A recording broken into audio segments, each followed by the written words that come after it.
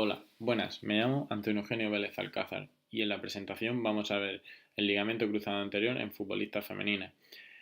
En el estudio analizado para dicha presentación tenía como objetivo la evaluación del rendimiento funcional en un grupo de futbolistas femeninas que han sufrido una reconstrucción del ligamento cruzado anterior. Para ello, se utilizó una batería de pruebas para determinar si estas pruebas podrían discriminar entre aquellas jugadoras con una rodilla reconstruida con ligamento cruzado anterior y jugadoras de un grupo control, así como entre las extremidades reconstruidas y no afectadas. Es necesario saber que la lesión del ligamento cruzado anterior es una lesión severa y frecuente en los jugadores de fútbol, y las mujeres tienen un riesgo de 2 a 3 veces mayor de lesión en comparación con los individuos masculinos. El movimiento de valgo de rodilla, una combinación de rotación interna de cadera y una rotación tibial interna o externa, es un mecanismo de lesión común en el ligamento cruzado anterior en mujeres. En cuanto al método, se han utilizado varios métodos para analizar el movimiento de la rodilla en la prueba de VJ.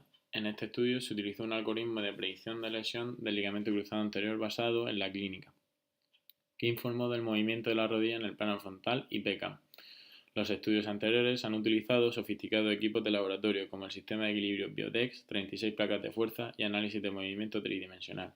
Las pruebas se realizaron en diferentes lugares, superficies y condiciones, lo que podría haber influido en el rendimiento y en las puntuaciones absolutas de dicho estudio. En cuanto a los participantes, las características de la muestra se basaban en que eran jugadoras actualmente activas con una edad comprendida entre 16 y 25 años y que cualquiera de las jugadoras reclutadas debía de haber tenido una rotura del ligamento cruzado anterior 6 o 36 meses previos a la realización de la prueba. En cuanto al número de la muestra, se identificaron 453 pacientes en el registro del ligamento cruzado anterior que cumplían con los criterios de inclusión, y las jugadoras con una rodilla con ligamento cruzado anterior se compararon con 77 jugadores del grupo control, reclutados de todas las divisiones disponibles. Además, hay que destacar que las jugadoras firmaron los formularios de consentimiento informado y recibieron un cuestionario sobre factores demográficos relacionados con el fútbol para completar en casa antes de la sesión de prueba.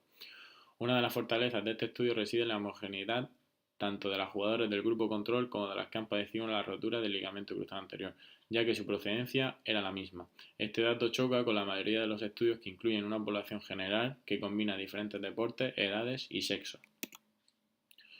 En cuanto a los resultados de dicho estudio, los principales resultados se centran en la comparación con el grupo control. Las jugadoras con una rodilla reconstruida con ligamento cruzado anterior tuvieron mayores diferencias entre ambas extremidades en la traslación anterior de la tibia en relación con el fémur. Las jugadoras con una rodilla reconstruida con ligamento cruzado anterior tenían más diferencias de una extremidad a otra, tanto en la extensión como en el rango de movimiento de flexión en comparación con el grupo control. En las pruebas de rendimiento, los miembros reconstruidos y no involucrados de las jugadoras con una rodilla reconstruida con ligamento cruzado anterior no difirieron en ninguna prueba. Las únicas diferencias entre grupos se observaron para las pruebas 5JT y DVJ, movimiento de rodilla en el plano frontal y PECAM. Las jugadoras con una rodilla reconstruida con ligamento cruzado anterior se desempeñaron peor que los jugadores del grupo control en la prueba 5JT. La proporción de jugadoras con resultados fuera de las pautas recomendadas fue del 9% al 49% para las jugadoras con una rodilla reconstruida con ligamento cruzado anterior y del 10 al 44% para las jugadoras del grupo control. Solo 14 jugadoras con una rodilla reconstruida con ligamento cruzado anterior y 15 del grupo control obtuvieron resultados que cumplieron con las pautas recomendadas para las 5 pruebas. En cuanto a la discusión de dicho estudio, el principal hallazgo que se encontró fue que no hubo deficiencia en el miembro reconstruido en comparación con el miembro no afectado en ninguna de las pruebas de rendimiento funcional.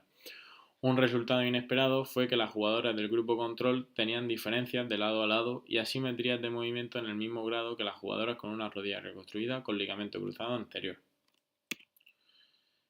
Y por último, la conclusión de dicho estudio dice que los resultados a nivel de grupo indican que las jugadoras con una rodilla reconstruida con ligamento cruzado anterior se desempeñaron de acuerdo con las pautas recomendadas sugeridas en la literatura.